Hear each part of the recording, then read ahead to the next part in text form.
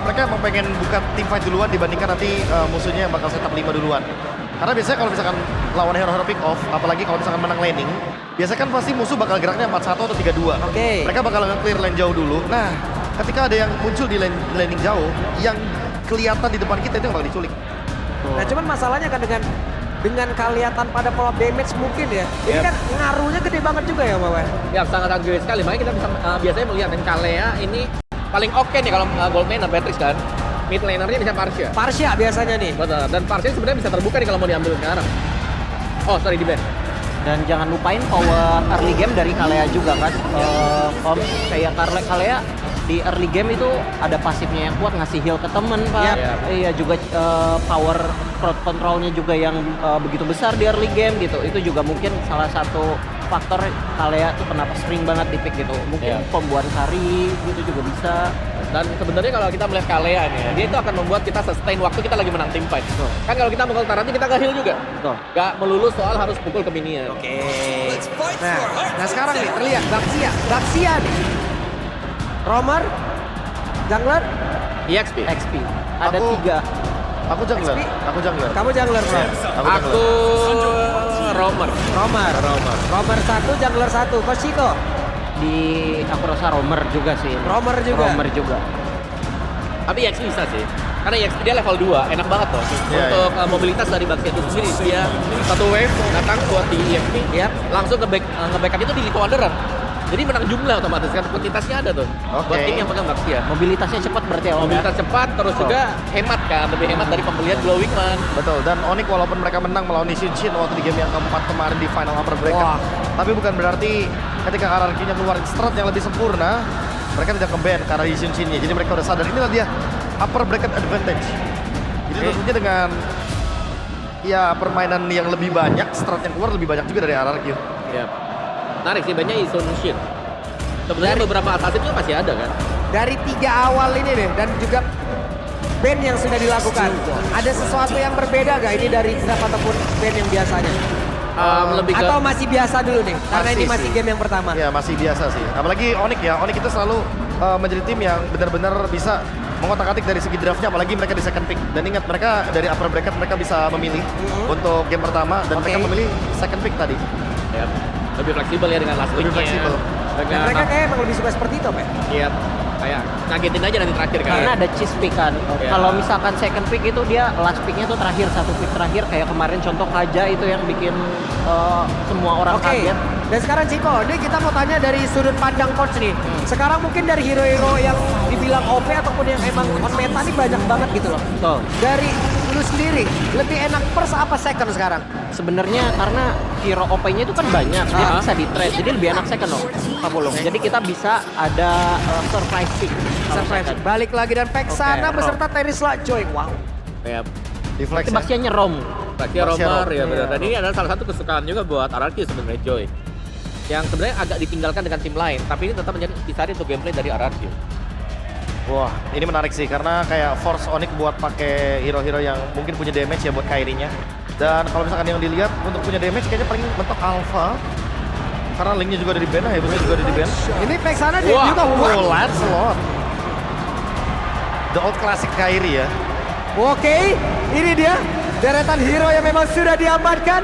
Sangat-sangat kaget juga mungkin kita melihat Vexana dan Lancelot. Jadi langsung saja di Hour Caster bakar semuanya.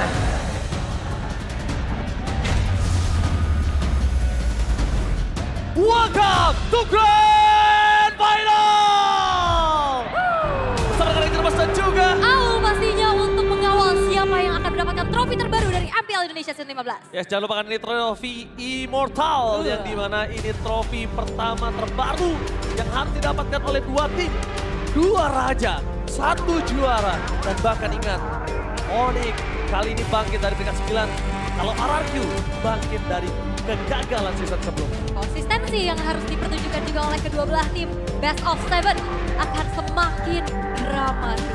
Bukan hanya dramatis, kita tidak mungkin menunggu adanya match cepat, tapi kita pasti menunggu adanya match keras. Betul? Part 3, apakah akan terjadi? Harusnya kita akan lihat bersama-sama karena Land of Dawn sudah menanti kita untuk membuka game yang pertama. 2 raja, 1 juara, Champion Velodrome, mana tepuk tangannya? Let's go to the lane knockdown. Wah, Five Grand Final memang selalu membuat merinding tentunya. Tapi di arah tengah sudah terlihat bagaimana agresivitas dari Suns yang memberikan poke damage terhadap Rin sehingga setengah dari full HP-nya sudah harus tergerus. Sementara itu Wonder dan River sudah mulai dikuasai juga oleh Onyx. Dan ini dia keuntungan Kiboy dengan Kalea. Dengan kondisi dia bisa melakukan cover atau melakukan inisiat terhadap Suns. Dan yang belumnya, Waduh, kalau kita lihat ini Kairi bakal coba untuk di-poke dulu ya. oh Kairi jangan sampai terbakar. 1 poin kill bisa didapatkan. Retribution bahkan harus dikeluarkan. Zoning out udah mulai terjadi. 4 pemain dari Demonic melakukan cover. Ketimbang Kairi harus kehilangan turtle pertama mereka. Iya, rugi banget pastinya ya. Tapi so far so good untuk keduanya. Tabrakan dari Setsujin juga udah mulai coba untuk mengganggu. Kiboy tapi belum punya Tsunami Slam, itu tidak mungkin cukup untuk dia melakukan team fight. Reset adalah sebuah jawaban atas hampir kehilangan Kairi. Ngeri banget ya, kayak ngelihat sama-sama nyebrang juga ke area jungle-nya. Seperti biasa kalau kita ngintip juga, gitu. Tapi Idom, walaupun sekalipun di commit, dia butuh damage tambahan. Karena satu hal yang mungkin belum dikeluarkan sama Idom adalah Revitalize, dan itu sangat dibutuhkan untuk di turtle ini. Benar, penting banget ya pastinya. Gimana caranya bisa memenangkan setup, terutama RRQ bisa menggunakan adanya efek sisi yang besar dari Direct juga untuk bisa mengganggu nantinya dan membantu ke area setupnya. Dairan sudah bangun setup, menuju ke Vincent, mencari level 4 terlebih dahulu, dimana mereka berada dan Sojin langsung membuat Sunsplit yang mundur ke belakang. Tapi setup menuju ke arah Castle, belum mereka miliki. K-Boy memberikan vision untuk 3 pemain dari tim RRQ. Meskipun begitu, ingat ini berada di level 3 untuk Rin. Ya, dan ini informasi mahal juga, saatnya nggak ada flicker. Bisa aja ditabrak.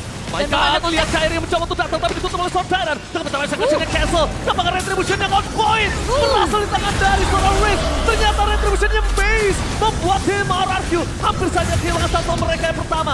Flicker dari Kiboy menyelamatkan dirinya dan Tony out dari Tyrant. Membuat Kairi terhenti pergelakannya. Real, itu dia penalty zone yang langsung connect ke arah Kairi 2 kali dia ancang-ancang. Mau Phantom Execution, cuman bayangannya aja. Gak jadi. 2 kali ya, mau maju gak bisa dan itu dia tugas yang bagus banget untuk bagaimana EXP laner sebagai frontliner, sebagai yang nge-zoning juga dan akhirnya menjadi sebuah keuntungan untuk RRQ. Mereka bisa secure ke arah dari turtle yang pertama. Oke, secure ke arah turtle tapi bukan berarti mereka bisa mendapatkan kemenangan. Tapi ini dia dengan oh, dua-duanya pesawat. Ya kan, dua-duanya tapi lihat di depan sana. Dengan adanya Onyx sebagai 3 prediksi, dan RRQ1 bukan tanpa alasan, memang Onyx too strong. Onyx bangkit dan bahkan beri di depan sana pertama dipaksa menuju ke arah belakang para pasukan dari tim Onyx hampir saja mendapatkan tapi Tsunami Slam for nothing. Purify save day for this time. Membuat Onyx kehilangan Tsunami Slam. Tapi informasi yang sering kita dapatkan adalah satu orang yang berani ngeluarin Tsunami Slam untuk trigger Purify itu Baloyski. Baloyski dan sekarang Kiboy. Kiboy. Tapi ya informasi Purify itu tadi memang tapi Lutfi. Zoning out lalu sakit dari seorang Tyrant bakal Lutfi akan lepas oh my God Tyrant! Berhasil menutup jalan dari Kairi itu langsung lebih dalam lagi dan membuat para pasukan tim RRQ berhasil steal terhadap Paradox Buff dan lihat itu dia turret level dari Breeze berhasil melakukan rotasi dengan sangat cepat membuat para pasukan tim Onyx mereka kehilangan jungle-nya. Ya early yang cukup baik dari RRQ, mereka dapetin banyak banget keuntungan. Dan komit yang dilakukan oleh Onyx untuk menuju ke arah Rins ternyata belum menjadi trade dan Setsujin. Hati-hati. Masuk ke arah down tier top lane. Ingat ini Savero. The rookie monster from Onyx. Savero. Pernah 1 lawan 4. Savero menggetarkan playoff Jakarta International Velodrome. Jangan lupakan ini Savero sekali lagi. Didikan Paman W. Paman W, benar. Uncle W ya. Alright, tapi turtle yang kedua sekarang sudah muncul juga. Belum ada inisiasi berlebih lagi yang ingin dilakukan oleh kedua belah tim. Sembari menjalankan tugasnya masing-masing dan ya, dengan menuju menit yang kelima, pertukaran lane sudah dilakukan juga oleh Toy yang bergerak ke arah bawah sebagai... Oh my God, Tsunami Slam, no following up TMS, berjuang sama Kairi. Lagi gaming yang berhasil mendapatkan risk, membuat para pasukan dari tim Onyx masih dapat satu kill. Tapi jangan lupakan, Kairi harus menuju ke belakang, Savero is coming. This is Savero, the rookie monster from Onyx. Berhasil mengusir, walaupun bukan point kill. Oke, Setsujin mencoba untuk masuk lagi tapi tidak akan ada inisiasi berlebih yang ingin dilakukan oleh RRQ. Selagi mereka juga kekurangan dari segi kuantitasnya. Really? Mereka berani masuk dan jangan. Itu dia Kairi. Salah satu the power of jungler yang dimiliki dari Onyx. Bisa dibilang sempat menjadi number 1 jungler on the world. Aha. Tidak bisa dibungkiri dengan Lancelotnya, jujur. Kairi Lancelot. Ini benar-benar salah satu review yang gua tunggu banget untuk seorang caster melihat Kairi dengan Lancelotnya. Diobatin ya. Diobatin banget. Karena dari kemarin kita ngeliat unique pick-nya bahkan kan ke Julian ya kalau mau main Assassin juga. Tapi sekarang Lancelot kembali muncul. Walaupun memang keuntungan masih dipegang sama RRQ ya, tapi udah mulai coba untuk dikejar lagi oleh Onyx dengan dapatnya turtle kedua juga tadi. Sementara dari itemization-nya dari kedua belah mid laner sama-sama dengan adanya Glowing One mencoba untuk menutup atau mempersempit lagi adanya efek lifesteal, efek heal juga terutama untuk Alea yang cukup penting karena emang healnya gak terlalu gede. Tapi lumayan banget kerasa untuk bisa menjawab fight jangka panjang. Dengan kehilangan 1.500 gold, sadar gak? Apa tuh? RRQ harusnya lebih aware. Mereka memang unggul, tapi lihat gimana cara Onyx nge-handle laning mereka. Bahkan 1.500 gold ini sangat tidak ada artinya untuk para pasukan dari tim Onyx. Gold is just number. Yap, tapi... Lihat, invasinya nggak terlalu menyeramkan untuk 1.500 gold di early. Iya ya, masih agak coba untuk sedikit menahan juga, nggak mau yang terlalu agresif. Tapi RRQ mereka punya keuntungan yang cukup banyak dari segi draft yang mereka bawakan. Macro play, Louis dan juga Moskov ini bakal jadi PR nantinya. Apalagi kalau misalkan Onyx dalam keadaan yang tertekan. Lane jauh ini bakal susah banget pastinya nantinya untuk dikontrol. Oke, problem utama yang dimiliki dari Onyx adalah mereka jangan sampai termakan dengan delay waktu yang diberikan oleh RRQ untuk Toy. Toy diberikan delay waktu yang sangat banyak untuk membawa game ini menuju ke mid to the late game. Minimal banget ada di late game. Karena itu Toy baru bisa untuk team fight. Karena dari tadi early game, Toy. Dan teorinya kalau kita ngelihat ya, RRQ kan menjalankan match lebih banyak ya. Karena kan mereka sempat turun juga ke lower bracket. Yes. Dan mereka belajar banyak banget. Kita lihat bagaimana mereka mengontrol sekali dari hype yang dibawa walaupun unggul, tapi agak sedikit ketahan jadinya. Betul Ini banget. bisa jadi plus dan minus soalnya. Betul banget. Lihat menuju ke arah Turtle. Arah pasukan dari Team Onyx telah memberikan vision yang sangat jelas. Mencoba untuk melakukan sedikit delay supaya Kairi bisa mendapatkan para pembuff terlebih dahulu. Bahkan Savero sampai turun gunung untuk membantu team fight. Didok ditutup jalan untuk bisa maju. Tapi sebenarnya masalah utama mereka ada di Dairen.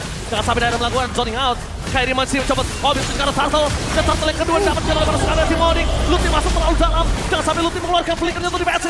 Dan didapat sana. Para pasukan dari Team Onyx mencoba dibalikan kembali ke depan Tsunami Slam. Keyboy, right at the moment berhasil mendapatkan satu momentum terhadap Sutsujin. Tapi Sutsujin ter-take down. Membuat para pasukan dari Team Onyx mereka mendapatkan 2 poin kill yang sangat mahal. Itu dia, Kairi dengan Lancelotnya. Dengan pencapai Sutsujin, one last hit dan Kairi bermain dengan puncher and following up from Keyboy. Merubah segalanya. Untung total untuk Onyx. Oke, dan walaupun memang agak ke-distract sedikit ya dengan adanya dorongan dari Toy itu sendiri. Tapi team fight 5 versus 5. Onyx sangat-sangat kuat dengan banyaknya sisi yang mereka bawakan. Dan sabarnya juga Keyboy membuka Tsunami Slam. Terpancing itu Sujin untuk bisa menumbangkan Lutfi. Right in the moment. Tapi ragu banget untuk tim RRQ untuk bisa melakukan kontes. Maju-maju atau mundur-mundur hingga Dairen dengan tidak ada penalty zone yang keluar tadi. Ketahan ya. Ketahan, dia tidak bisa mengeluarkan. Dan kondisi di sana, kita tahu Keyboy memiliki Tsunami Slam. Jadi Sutsujin itu melakukan kesalahan yang cukup fatal kalau saya bilang. Alright. Dengan modal ya, dengan set power X. Mengejar Kairi, yakin dari 1000 orang dan Kairi penalty zone for nothing. Itu dia, dari sekian banyak orang mengejar Kairi menjadi sebuah prioritas. Sebuah pertanyaan yang cukup besar untuk tim RRQ. Oke, upaya objektif mungkin yang ingin dilakukan oleh RRQ juga mengusir Kairi untuk tidak memberikan adanya power clear di arah bawah. Sehingga sebuah healer turret berhasil untuk dikantongi juga. Walaupun memang akhirnya ada upaya yang dilakukan oleh Savero di arah atas dan pencurian terhadap satu buah purple buff. Tapi dibalik Sutsujin dengan sifatnya dia yang dingin, karakternya yang menyeramkan. Tapi ternyata agresivitas ada di dalam dirinya. Galak ya. Dari hari kemarin, walaupun dia turun sama Onyx, tapi itu karena keganasan debakan Keyboy dengan Tsunami Slam, tanpa following up damage, mencoba untuk berkorban saat bahkan Comet dengan flicker yang dikeluarkan. Komennya sangat baik, tapi ini dia Savero mencoba mendapatkan risk, damage terlalu besar, Revitalize ke sana, belum bisa mendapatkan poin kill, tapi Savero, the rookie monster from Onyx, membalikan semua kanan dimiliki dari tim RRQ. Bahkan seakan-akan Dairen tidak memiliki daya power untuk bisa bertahan dengan damage yang cukup kuat. Kairi masih mau lebih, mencoba untuk melakukan sedikit distraction, tapi Lord terbuka dengan sangat bebas. Savero, itu dia. Satu sosok rookie yang begitu bersinar untuk kali ini. Terbuka kesempatan untuk Onyx secure menuju ke arah wardnya. Dan PR-nya adalah ini gak ada stopper pasti untuk bisa menghentikan laju Lancelotnya Kairi. Betul sekali, mereka tidak punya stopper pasti. Tapi mereka benar-benar mau ngedelay permainan yang dimiliki dari tim Onyx. Tapi nampaknya mereka mungkin agak sedikit salah untuk mendelay initiate dari Kiboy. Jangan lupakan ini Kiboy. Benar. The moment of Kiboy, this is your boy. Tapi apa yang dibilang sama Ranger Mas juga aku cukup setuju sih. Dari 1.500 gold di early game tadi dari RRQ, mereka nggak ada pergerakan berlebih lagi untuk bisa melipat gandakan keuntungannya. Betul, seakan-akan itu nggak berguna dengan 1.500 gold. Dan sekarang kita menyaksikan di mana Onyx tahu Sutsujin gak ada cover di depan sana. Sutsujin bisa dimakan di commit. Sans dengan flicker yang dimiliki dan itu the one and only skill escape yang dimiliki dari sana. Right. Split push juga sekarang seolah sulit ya untuk RRQ karena mereka juga butuh banget sosok damager nantinya di dalam satu buah teamfight 5 yang selalu dibawakan oleh Onyx. Kalau untuk real time victory rate-nya ini memang tipis aja, walaupun keadaannya juga sekarang masih Oh, Tsunami Slam terus dengan Ido, Revitalize mencoba untuk mempertahankan diri, tapi nampaknya dengan Lord tetap bukan saat bebas. Membuat lepas dengan tim Onyx kali ini tidak melakukan following up. Kayaknya keputusan yang cukup berat dimiliki dari Kiboy. Dan Ido masih itu strong, melihat dengan pasif turret, but it's okay. Turret tetap akan pecah untuk di atas menit ke-12 dengan Holy Defense yang tidak ada. benar, tapi hanya berupaya mungkin ya untuk bisa menarik perhatian pemain-pemain dari Onyx agar tidak bisa mengawal Lordnya lebih jauh lagi.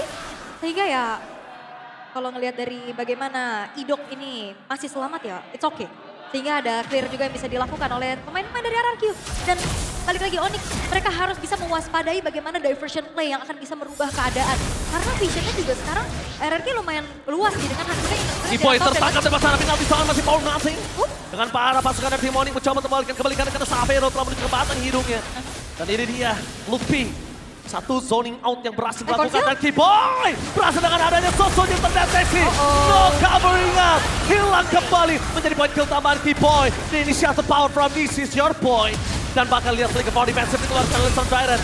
No initiative power, laning management yang sangat baik berhasil ditanggulangi oleh tim Onyx. Lihat, Lord kali ini memang masih jauh. Tapi dengan laning management, mereka staking minionnya. Mereka nggak mau terlalu terburu-buru untuk top dan bottom-nya. Ya, dan bahaya juga Kiboy. Kalau misalkan memang inisiasinya selalu bisa membuahkan hasil, ini fleeting time akan jauh membuat nantinya Tsunami Slam akan lebih online. Ya, bukan hanya lebih online lagi. Tapi lihat, untuk high ground defender mereka hanya punya Moskow. Karena pasukan dari tim Onyx, mereka sudah menguasai 3 laning. Bahkan lihat di arah bottom lane, secara tidak langsung itu staking minion yang ditahan supaya nanti mereka, para pasukan dari tim RRQ akan coba nge-clear terlebih dahulu sebelum mereka team fight di arah ball. Karena minimal ada Toy lah ya yang bisa megang lane yang berseberangannya juga. Tapi ya ini membuat akhirnya team play untuk bisa 4 versus 5 ini bakal susah buat RRQ. Apalagi Onyx dengan adanya Sans membawa Vexana, dia punya summon unit. Jadi seolah-olah ini 6 versus 4. Oke, 6 versus 4 itu Seolah-olah setuju ya. banget. Tapi ini jangan lupakan loh, time is ticking. Waktu yang dibuat RRQ untuk nge-delay para pasukan dari tim RRQ agar Moskow dari Toy sudah jadi. Mereka sudah berada di posisinya. Dan bahkan di depan sana memilih untuk menggunakan Tsunami Slam untuk Siren. Membalikkan kembali keadaan. Belum ada penalti zone. Mr. Spear of Distraction. Ini bahkan lihat Sutsujin mencoba untuk melakukan sedikit flanking menuju ke arah Kyrie. No range for this time. Karena magical damage. Tapi Toy masih available. Tidak pun tumbang. Tersisa 3 pemain saja untuk para pasukan dari tim RRQ untuk melakukan kontes. Apa akan mereka lakukan? Karena Dairon gak ada jalan untuk pulang. Dairon akan ter-take down. Nowhere to run. Alright, 3 pemain hilang dari RRQ Lord. Bisa didapatkan juga Rins yang memang selagi menjadi target bulan-bulanan. Mungkin bisa cari angle yang lain. Kita gak ngelihat diversion play yang coba tabrak dari sisi yang lain. Yes, gak ada agresivitas. Fokus ke PS Turret. Mencoba untuk melakukan defense. Itu tidak akan bisa dilakukan. Karena dengan Purify yang dimiliki Toy. Gak bisa menghindari damage dari seorang Kyrie. Even Kiboy dia bisa hindari. Tapi kayaknya gak bakal bisa. Nah sekarang Idok butuh di garis depan bersama dengan Dairon. Alright, dan sekarang pemain ketujuh berarti dari Onyx sudah mulai akan dikawal menuju ke arah tengah. Menuju ke PS Turret, mulai masuk ke arah belakang. Kiboy di depan sana, dapatkan Kiboy! Tsunami Slam untuk Dairon. Kalau lihat damage sangat besar dari Toy, tapi fokus ke arah base tidak ada melakukan following up dari seorang Onyx. Dan para pasukan dari tim Onyx mereka memilih menuju ke arah belakang. Hilang Kiboy dan tak lebih. Gak boleh masuk lebih dalam lagi. PS Turret tidak bisa dipendung. Membuat para pasukan dari tim RRQ. Mereka berhasil menukar Kiboy dengan Dairon. Setidaknya at least invasi menuju ke arah PS Turret mereka hindarkan. Yes, dan mereka coba untuk hanya menjalankan pengawalan terhadap satu lane aja. Dan tengahnya masih bisa ditahan sehingga RRQ tidak mengalami kerugian yang terlalu banyak setelah munculnya Lord tadi. Base turret top dan bottomnya masih cukup terjaga. Dan Onyx, mereka harus kembali men-set up bagaimana untuk bisa mendobrak lini pertahanan dari RRQ. Dan perlahan-lahan RRQ tinggal sabar aja. Gimana caranya mereka bisa mendapatkan momentum, bisa pick off satu itu bakal menjadi sebuah titik balik juga untuk mereka. Walaupun memang kalau kita ngelihat dari segi goldnya terpaut cukup jauh di angka 5.000. Butuh Yes. beberapa pick off yang bisa dimanfaatkan oleh RRQ. Satu hal yang paling mahal yang dibuat Onyx adalah mereka nge-shutdown Dairon. Aha. Dairon totally offline dengan Erisla powernya. Ya. Totally offline. Karena- Gak ngelihat sama sekali penalty zone yang on point. Benar, karena Dairon juga satu-satunya mungkin ya yang bisa bener-bener nge-lock Kairi. Yes. Kayak tadi kita lihat di Turtle 1 kan, itu Kairinya susah banget buat cash kill. Ido, dia target belakang mereka. Yaitu Toy dan Kairi. Bahkan dengan retribution-nya berhasil didapatkan. Dan saat follow-nya damage, fokus menunjukkan depan termasukkan dari tim RRQ. Belum ada yang berani melakukan follow-nya damage. Karena damage yang mereka miliki cuma dari Toy. Reed sekalipun gak bisa berbuat banyak. Tapi lihat, dengan adanya surprise tambah ada Kiboy! Menutup jalan para pasukan dari tim Onyx. Dengan tsunami slam yang dibuat membuat para pasukan dari tim RRQ kehilangan race. Ternyata flanking gamingnya gagal. Toy free hit dari belakang. Target utama mereka. Savero lihat target utamanya. Toy versus Savero. Gak ada jalan untuk pulang. Dan ter-takedown. One last man standing. Oleh Sosojin dan Nene Bantana. Alright, dan kali ini hanya menyusahkan Susujin apakah mampu untuk bisa bertahan. Gak akan mampu. Peston bukan yang sangat bebas. Susujin gak ada jawaban untuk melakukan defense dan Sang Raja Langit. Take the game one. Satu kesempatan diversion yang ternyata terbaca. Kiboy berhasil untuk bisa menutup macro play juga dari RRQ dan game yang pertama di Grand Final menjadi milik Onyx. Absolutely. MVP untuk game yang kali ini. Kiboy kalau menurut saya. Setuju? Kiboy, dia tutup gameplay dari tim RRQ. Kiboy, initiate power. Kiboy yang ngebuka vision.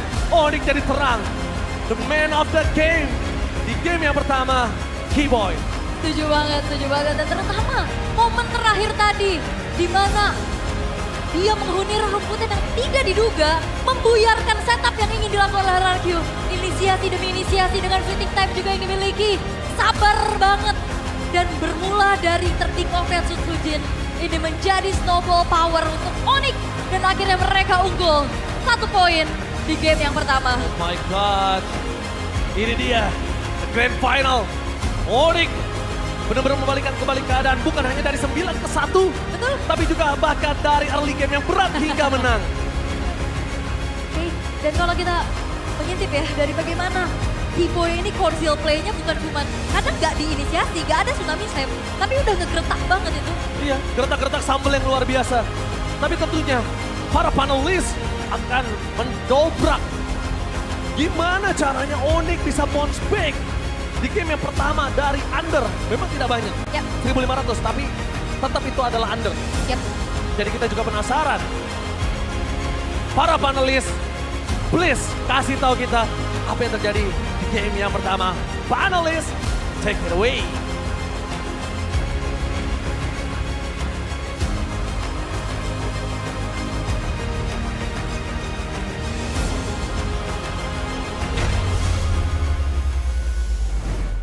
Yap, itu dia game yang pertama.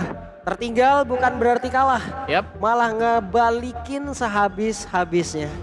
Ya luar biasa ya buat Onyx sendiri, mereka tim playnya sih bisa dibilang tingkat kesabarannya. Tingkat yang paling penting adalah bagaimana cara mereka mempunish Ya. adanya over extend yang dibuat dengan RRQ tadi. Over yang dibikin sama RRQ Yap. sendiri. Anyway, kalau kita ngomongin draft, tadi mungkin aku sama Kosiko sempat setuju kayak Lancelotnya sebenarnya lumayan susah buat main. Oke. Tapi buat ngedamage bisa.